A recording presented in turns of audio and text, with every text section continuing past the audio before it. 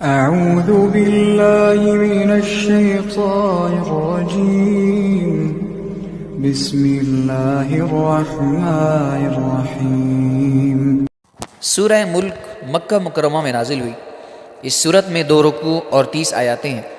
اس صورت کا ملک نام رکھنے کی کیا وجہ ہے؟ اس صورت کے بہت سارے نام ہیں، جیسے کہ اس کی پہلی آیات میں ملک یعنی سلطنت اور بادشاہت کا ذکر ہے۔ اس مناسبت سے اسے سورہ ملک کہتے ہیں۔ اس کی پہلی آیات کے شروع میں لفظ تبارک ہے، اس مناسبت سے اسے سورہ تبارک بھی کہتے ہیں۔ یہ سورت عذاب قبر سے نجات دینے والی، عذاب سے بچانے والی اور عذاب کو روکنے والی ہے، اس لیے اسے سورہ منجیہ، سورہ واقعہ اور سورہ مانعہ بھی کہتے ہیں۔ یہ سورت اپنے پڑھنے والے کے بارے میں جھگڑا کرے گی، اس لیے اسے سورہ مجادلہ بھی کہتے ہیں، اور یہ قیامت کے دن اپنے پڑھنے والے کی شفاعت کرے گی، اس لیے اسے سورہ شافعہ بھی کہتے ہیں۔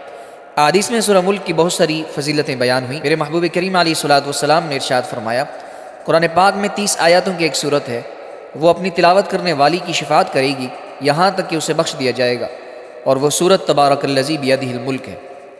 اور نبی مکرم علیہ الصلوۃ والسلام کا ایک اور ارشاد مبارک ہے، میرے محبوب نے فرمایا، بے شک میں کتاب اللہ میں ایک ایسی صورت پاتا ہوں جس کی 30 آیاتیں ہیں، جو شخص سوتے وقت اس کی تلاوت کرے گا اس کے لیے 30 نیکیاں لکھی جائیں گی، اس کے 30 گناہ مٹا دیے جائیں گے اور اس کے 30 درجات بلند کر دیے جائیں گے، اور اللہ تعالیٰ اس کی طرف فرشتوں میں سے ایک فرشتہ بھیجتا ہے جو اس پر اپنے پر پھیلا دیتا ہے، اور وہ اس آدمی کے بیدار ہونے تک ہر چیز سے اس کی حفاظت کرتا ہے۔